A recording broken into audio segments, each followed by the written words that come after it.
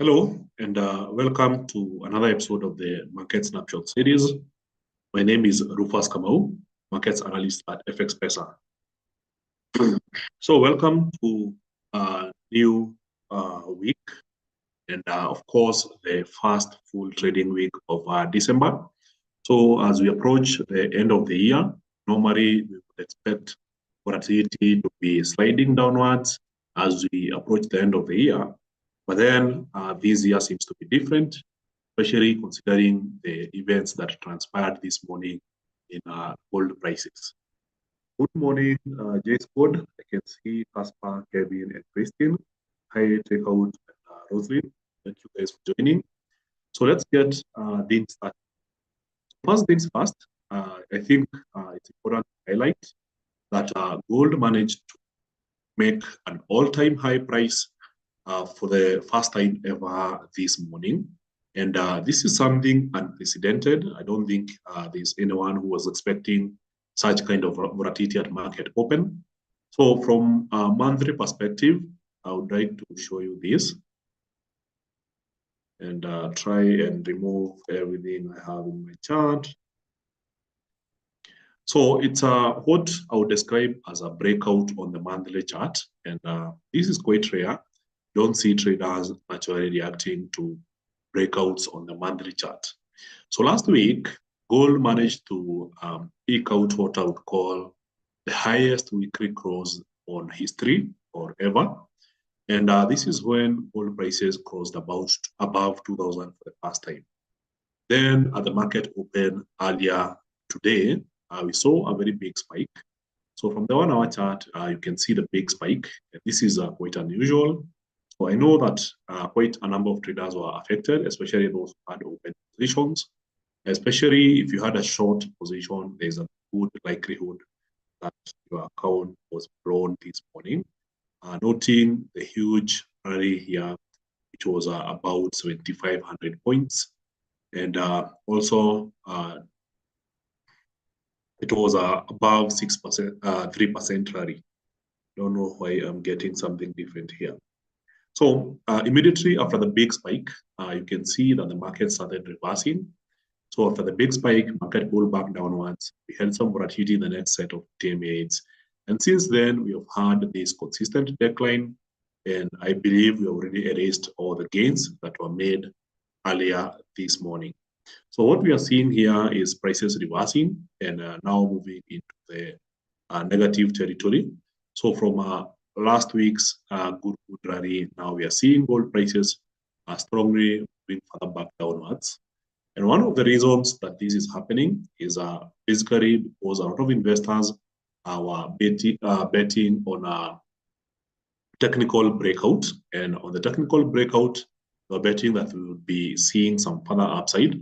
So nobody was expecting that this would happen so quickly and so fast within the week. So at the same time, from a fundamental perspective, there is a lot of beliefs that this was happening as a result of bets across the market showing that investors are betting that interest rates in the US are going to be dropping as early as March next year. So from what we are looking from the CME FedWatch tool, on the next meeting, which will be happening the 13th of December this year, there is an overall consensus, about 97.7%, that the Fed will continue holding rates at the current level of between 5.25% and 5.50%. So when you move on to the next meeting, which is due on 24th of January, then the probability reduces a little bit, but still a dominant majority of 85.9% of the Fed still holding rates at between 5.25% and 5.50%. So here is where it gets wild. And this is the next meeting, which will be the 20th of March next year. So as per today, investors are already betting that the Fed will cut interest rates by 25 basis points to between 5% and 5.25%. This has a probability of 53.4%, which is wild if you ask me. And as a result of these increasing bets that the Fed will start cutting rates as early as March, then there's an increased demand for the shiny metal. So that may explain why we saw such a huge spike happening in gold. However, since it was not based on a certain event, it's not like somebody drops a bomb somewhere or a certain country invaded another. So we don't have such big alarming news. So as a result of that, we have seen the market correcting itself.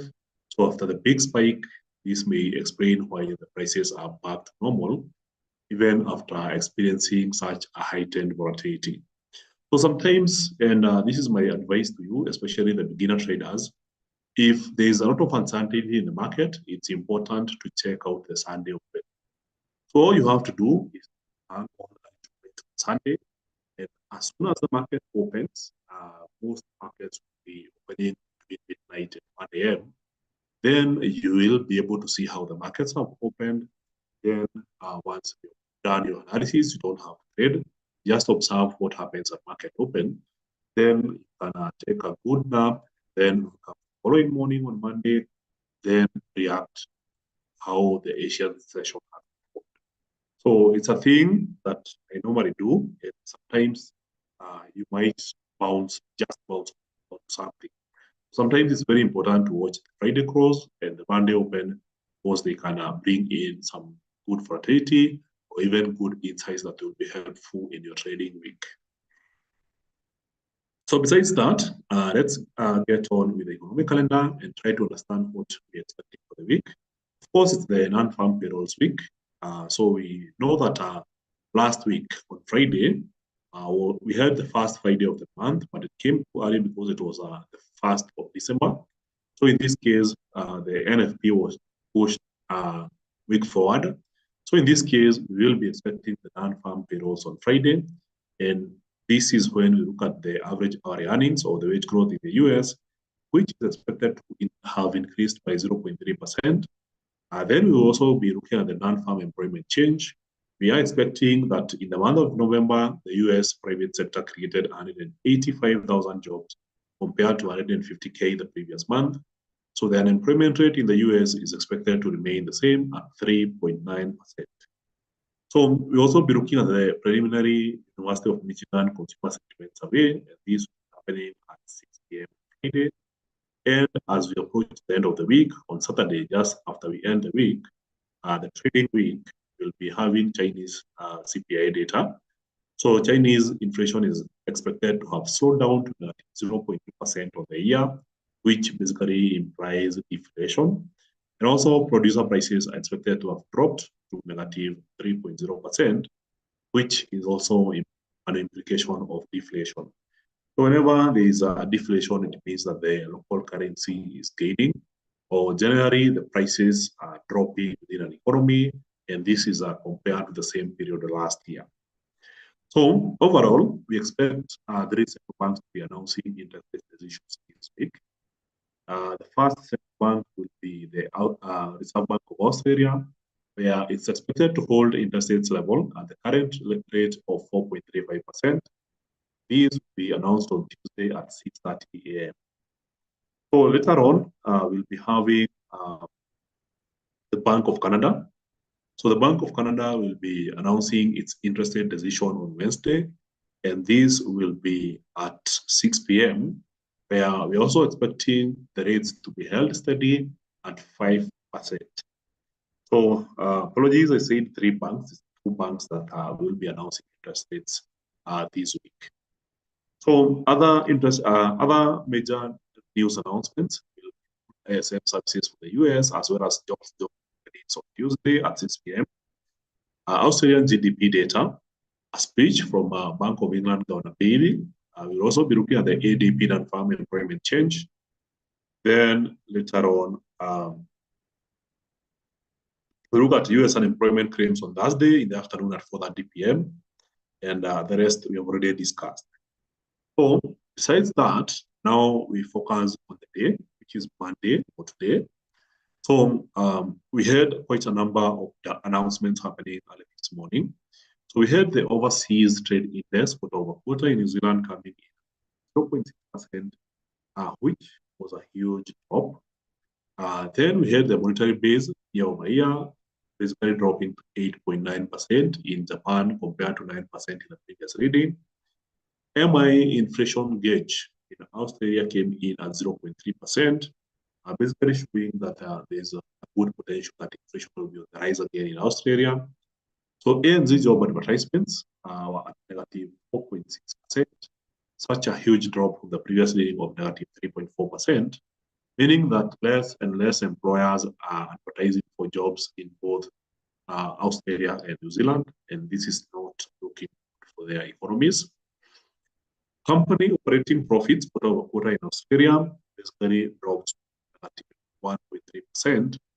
From a previous drop of negative 12.1%, this is a slight improvement, but still not yet into the positive. Then we had the German trade balance improving to 17.8 billion euros compared to the previous reading of 16.7 billion euros. Then inflation data from Switzerland, which came in at negative 0.2%. So this is some good disinflation on the month compared to the previous reading of an increase of 0.1%. So this basically shows that inflation in Switzerland is moving in the right direction. So we also had annual inflation rate in Turkey, which accelerated to 62% in November 2023, surpassing October's 61.4% and slightly below market forecasts of 63%. Inflation continues to be a huge problem for Turkey, and this is leading to a continued decline in the Turkish currency, which is basically the Turkish lira. So from the calendar on trading economics, we can dive deeper into the CHF data.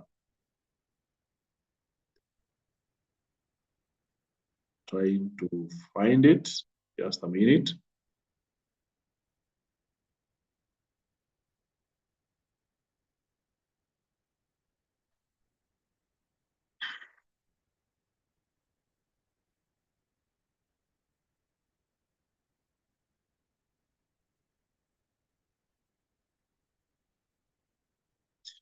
Okay, checking the time again.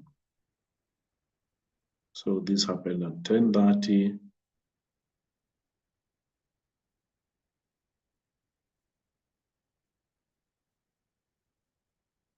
So I have to add Switzerland here.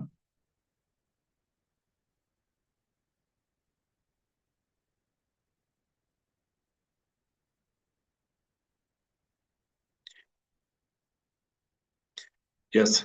So as you can see, inflation on the annual came in at 1.4%. And this is such a huge drop from the previous reading, which was 1.7%, meaning that the nation of Switzerland has finally achieved its goal of getting inflation below 2%.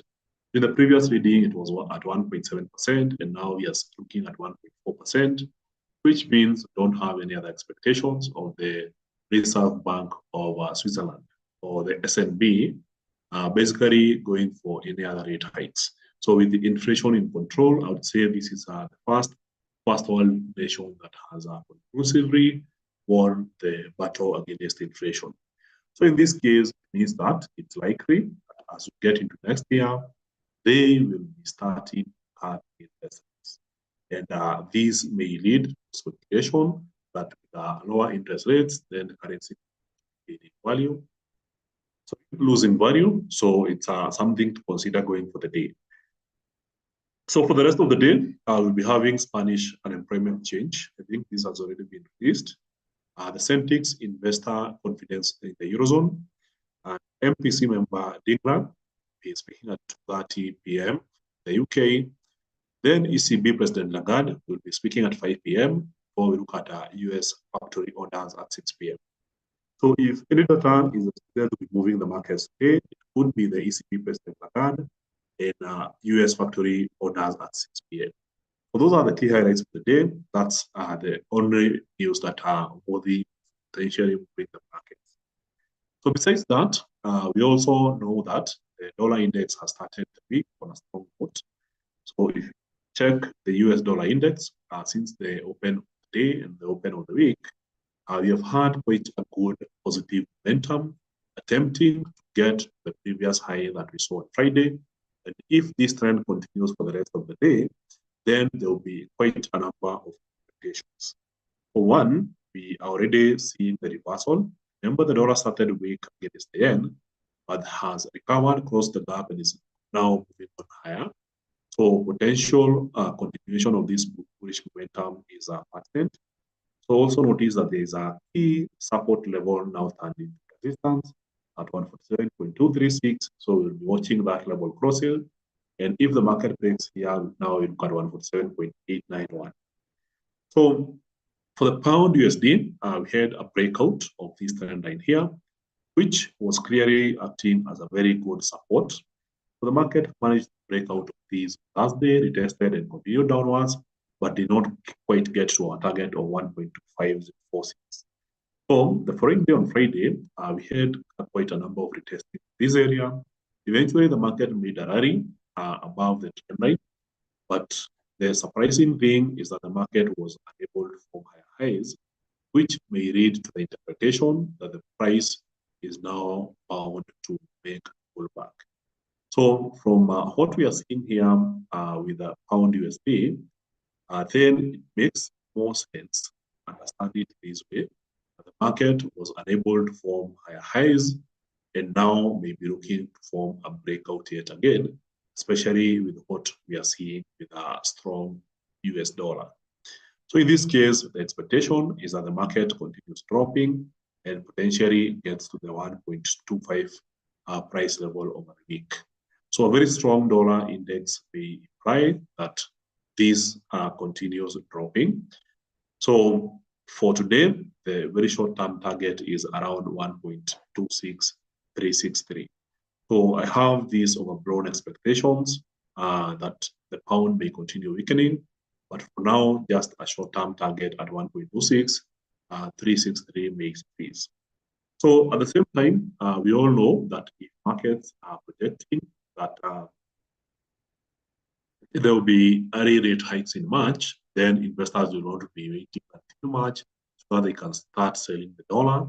They may have already started selling the dollar. And this may explain why over the last couple of weeks, we've been seeing the dollar index being on the weaker side. So in this case, if you look at the technical chart for the dollar index, then we are already at resistance and would be seeing the dollar index testing this area here and potentially pulling back downwards. So if this happens to be the case and the dollar index continues weakening, then the other currencies could be reaping the roof.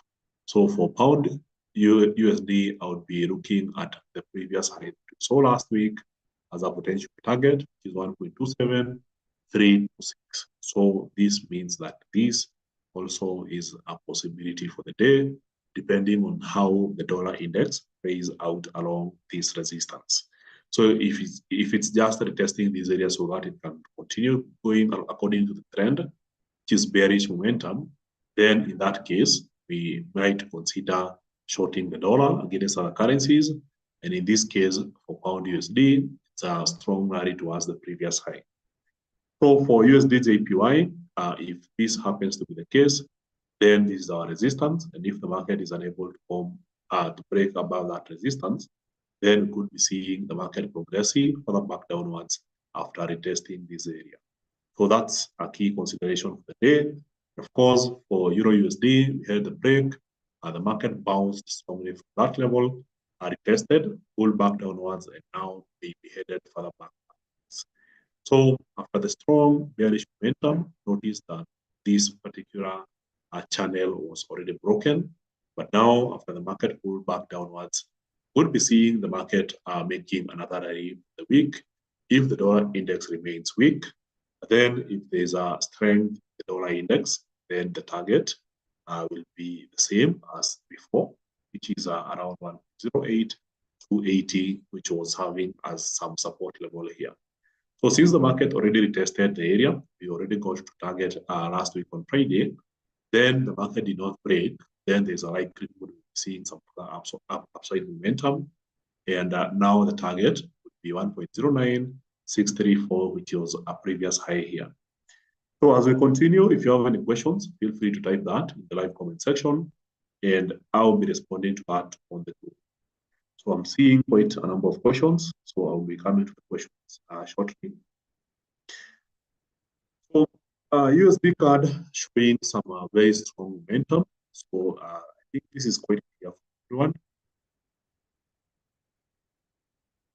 The dollar is making some good gains against the Canadian dollar since last week. Oil prices were pretty weak, so we continued seeing the dollar. So this is seemingly what we have here. So we continued seeing the dollar being weak against the Canadian dollar, but then now that oil prices are weakening, the dollar is strengthening against the Canadian dollar. And now what we are seeing is the market testing a major support level turned into a resistance. And if there's a break above this area, then we'll be observing potential rally to the previous high. So the previous low here, try and highlight it. It's just around here. 1.35959 seems to be the target, especially considering that we are coming from an area of very strong support and the market is looking to retest the upper trend line. So as for gold, we've already discussed this. So if you're not a person who enjoys trading high momentum environment, this is not the market for you.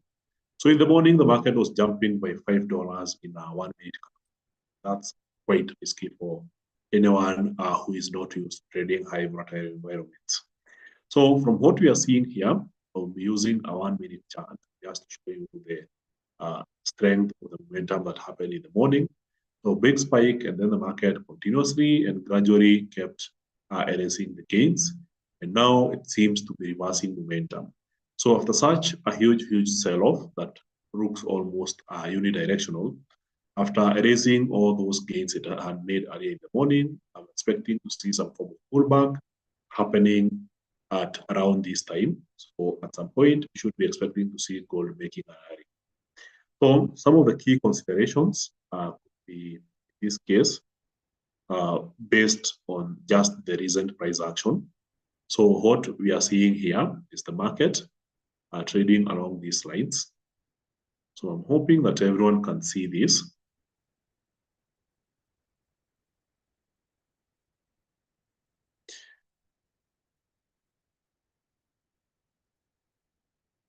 So this seemed to be a nice range before the market broke to the lower side. So now after the big breakout downwards, now the market is forming some form of pullback. So if you think of this as a major leg or as a major move in markets, then at least some form of a pullback may be expected. So for those who use Fibonacci, may try to do this. Insert objects and Fibo. Let's do a Fibonacci channel from just the recent high to the recent low. Sorry, wrong tool. Insert indicators. Sorry, objects. Fibonacci retracement. So from here all the way down. So this represents our swing. So now the market has already pulled back by about 23.6%. And now there's that potential to get back to 38, 50, and 61.8. So observing these levels might be important. So if you're trading gold, then the next step should be a retest of 38.2%. And of course, the price level is just around here. So it's a price level of 2070. So there's a good likelihood we will be seeing gold retesting the 2070 price level before doing anything else. So that's my speculation for the day. So there's a good potential that gold will now bounce after erasing all the gains it had made in the early morning. So our USD are also pulling back downwards as a result of the strong dollar. So maybe at some point, we see the dollar index weakening. And if that happens, then in that case, we should be seeing a reversal in these trends. It's already happening in the current hour. So if we continue seeing some dollar weakness, then some of these early morning trends could be reversed for pound USD, euro USD, and of course, AUD USD. So US equity indices started on a weaker note. There was a big jump upwards and then started raising gains. And it's the same thing across board. So for the Dow Jones, there was a big jump upwards, and now there is an attempt to close the gap. So UT 100 has not closed the gap yet. And of course, the US 500 opened with a big gap, hasn't closed yet. So there's a good likelihood that we would be seeing the markets continuing to close the gaps for the rest of the day. So for Brent oil, it was a big surprise after the big sell-off that we saw last week. This happened Friday. So, sorry, on Thursday. Then on Friday, the market was basically ranging. So if you look at our Friday price action, nothing much was happening here. Then today we opened with a gap downwards, market attempts going up, and then drops all the way further back downwards. And now we are back at $78 per barrel. So I remember the support that we saw a couple of months ago. So after the big sell-off here, try and highlight this. So this was some high price in oil at $123 per barrel. So market kept going downwards, especially after what happened in February. So here on February, March, we saw oil prices hitting over 130. This is over 130 or 129, sorry, dollars per barrel. Then for the entire year, the market kept going downwards, finding a very strong support at around $71.9 per barrel. Then we had a good rally lasting for 3 months, July, August, and September. So the market rallied all the way up and got to at least $94 per barrel before it started this bearish momentum. So the last 2 months, September, October, and November, I will call them three, part of September, then October and November, we've seen a very strong bearish momentum in oil prices, and now the market is resuming back to the previous support. So with this happening, if you go to 1 hour time frame, there seems to be a very strong continued momentum downwards, headed towards the previous support. This is the lowest price that we saw in the month of November, and this is around $76 per barrel. So right now, the market is well on course, headed there. So there's a good likelihood we'll be seeing some much lower prices in oil, and the momentum is very fast. If you look at the 1 minute chart, you can already see how fast the prices are moving. So for the French 40 index, we are seeing European equities being pretty strong and maintaining momentum despite the early morning sell-off. So here we are seeing some further upside potential for the French 40 index, for the Euro 50 or the Euro Stocks 50 cash index, also making some good recovery after the early morning sell-off. So already erasing the losses that we experienced earlier. Of course, the UK 100, we are seeing the market making an impressive comeback and could be seeing a recovery towards the end of the day. So also big news on digital asset side, where we are seeing Bitcoin trading for the first time in a long time above $40,000 per Bitcoin. So currently, the rally has extended to 41,540, and the bullish momentum is expected to continue after we broke outside this pattern. And from this breakout, we have already seen some further acceleration. So I remember mentioning this to you that after the previous pattern, which happened here, so this was the previous pattern, and you can see the similarities. The market broke out and formed a leg. Then after this pattern, we expect a similar kind of leg. So there seems to be some form of room for more risk expansion. So as we start the week on a strong note, I expect to see some further upside potential happening in Bitcoin prices. So that's it for the day. Let me answer a couple of questions before we end the presentation. Bitcoin has eventually entered a bull run after hitting 1,000 a day. Yes. I think the bull run started some time back. So I'm expecting to see some further upside.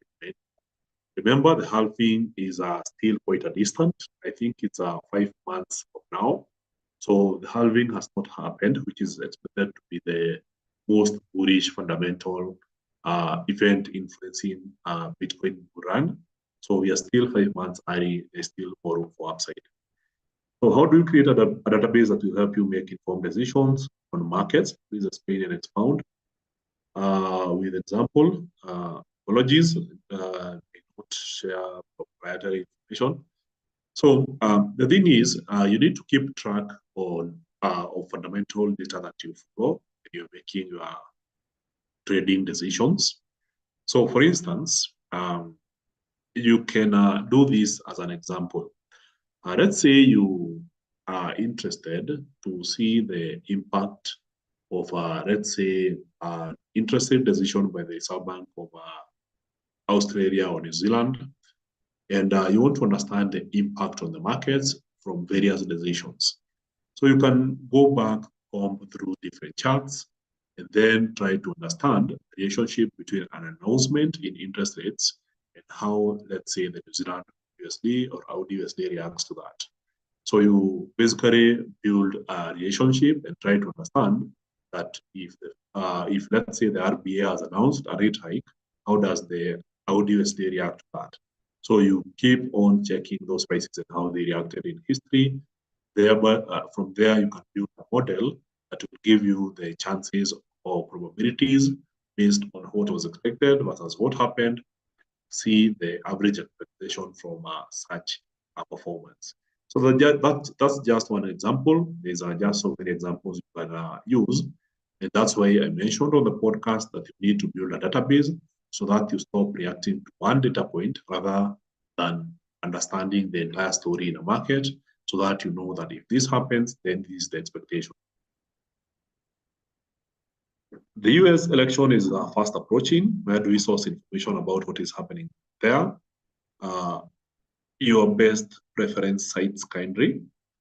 I think I don't follow politics that closely.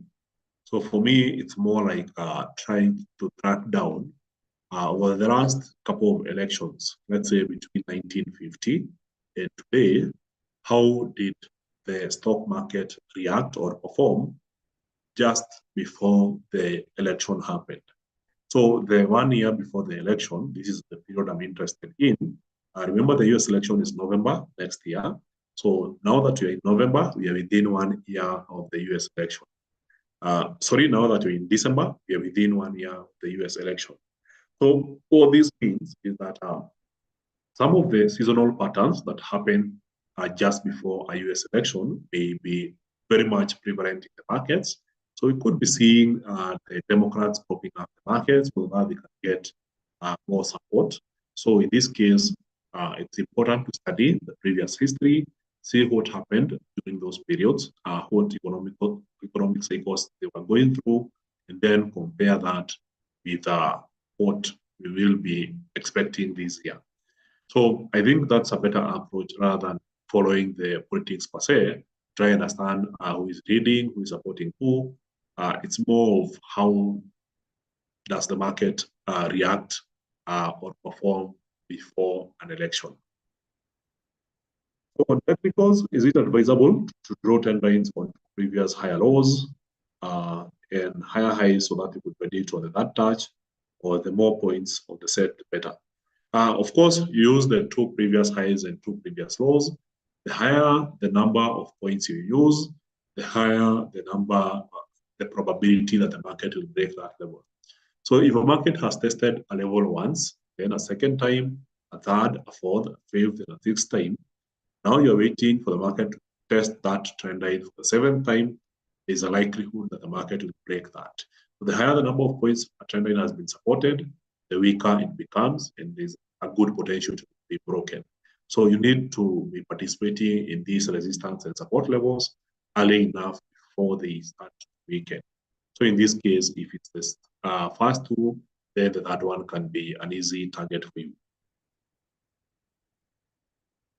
When do you think the Fed will declare a win with inflation? Jerome Powell has been very direct. He's not changing the Fed's inflation target, and the inflation target is 2%. So the Fed is looking to declare a win once inflation drops to 2%. and stays within 2% range for a significant period. So that might take a long while. So it's not something we expected this month, next month, or even in March. So stay put and let's observe the data. Euro USD on Friday closed lower, while pound USD and gold had huge buys. So this affected the Dow Jones index too, which were at an all-time high. Could you explain the divergence?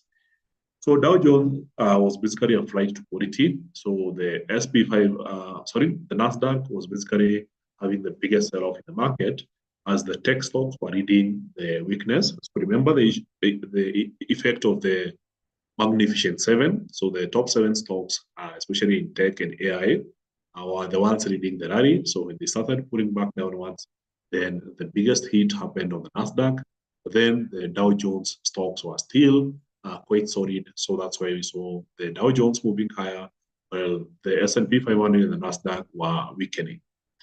So on the other hand, for Euro USD versus Pound USD, it's more about the inflation rates.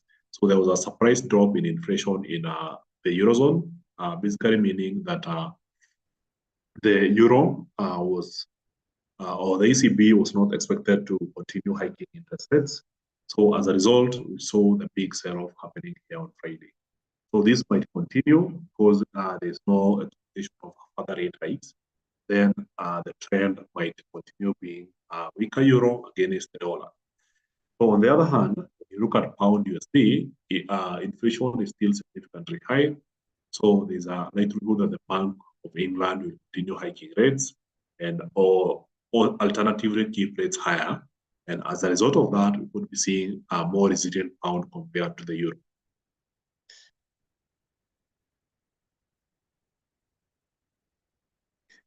So I'm answering the last question because we already exceeded our time. We normally do 30 minutes. Today we have done a whole 39 minutes. So on gold and BTC, what led to the huge spike in the morning? Is there an escalation of the conflict in the Middle East? No, I think this is more of a battle between banks. So it usually happens on these extreme prices. So if one bank is caught on the wrong side, then it's forced to cover in what we basically describe as a short squeeze. So if there are banks or hedge funds that were basically holding short selling positions, and other banks basically pushed gold higher by buying even more, then they drive one or a couple of banks to cover, making huge losses, while other banks make money. So it's more of a battle between banks rather than some event happening somewhere in the Middle East. Bitcoin lessons near Lini. This one I do privately. So most probably, please check my Twitter profile. I'll be sharing more on that. Pound yen looks like a potential buy. Don't know about that.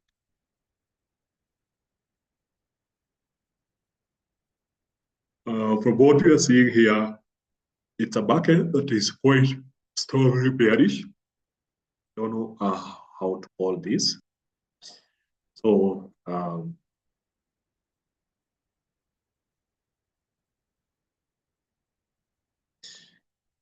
so it seems like we can squeeze in a trend line here, but it doesn't fit. We just use the previous lows. So there seems to be some form of a support around this area. Of course, the previous high was slightly higher than the previous one. So from what I'm looking at here on the daily, it's a market that is still significantly bullish. I don't think the yen has found power yet. Yes, across board, we have seen the yen strengthening against other currencies, but it's not as aggressive because the Bank of Japan has not considered hiking interest rates. So they are still at negative zone, and this might have to wait until next year. So for pound yen, it doesn't seem any form of excessive strength. So while on the pound side, we're expecting rates to stay higher for longer, yes, there is that potential that the market may have found support and may start going up. But then the price action is not showing any signs of entry. So for me, my personal advice would be to stay put, wait for a better technical pattern. I don't see a really nice or interesting technical pattern shaping up here. Perhaps even wait until the market gets this support, then maybe we will have a discussion about a good position in this case.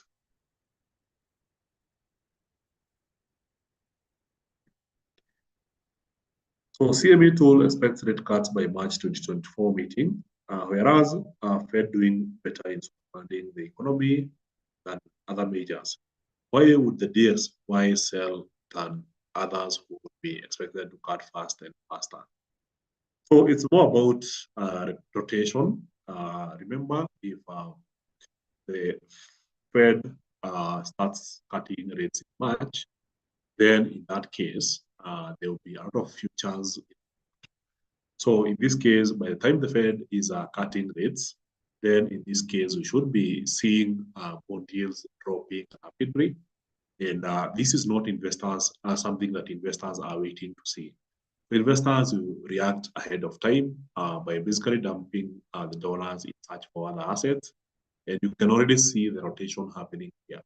Investors moving away from equities, bonds, and getting into safe haven assets such as gold and Bitcoin. So there's this kind of rotation happening, going into quality, going into industrials. When investors are buying the Dow Jones more than tech, then that should tell you something. There's that rotation to, I would say, these safe havens that investors tend to trust more than the volatile, high-risk assets. So which currency are you most bullish on, and which one are you most bearish? I don't know. I don't know how to describe this. Let's see. So first things first, I think the most bullish currency this week will be the pound. The pound seems to be one currency that is still suffering from high inflation, meaning that the Bank of England may have to keep rates higher for longer to deal with this inflation problem. So in that case, that remains a thing. The CHF or the Swiss franc, we have seen they have already hit their inflation target. So inflation is below the central bank's expectations. So in this case, I think this makes more sense. So if you have some time, look at the pound CHF and try to understand how this trend may continue. So I'm very bullish on the pound and very bearish on the Swiss franc. And you can already see the big spike happening on the last 1 hour. So that's it for the day. Thank you very much, guys. And I hope to see you on the next session. So remember to listen in to the Bullish Banter podcast. We have new episodes coming out. And at the same time, also remember to share your comments as well as your feedback to the podcast.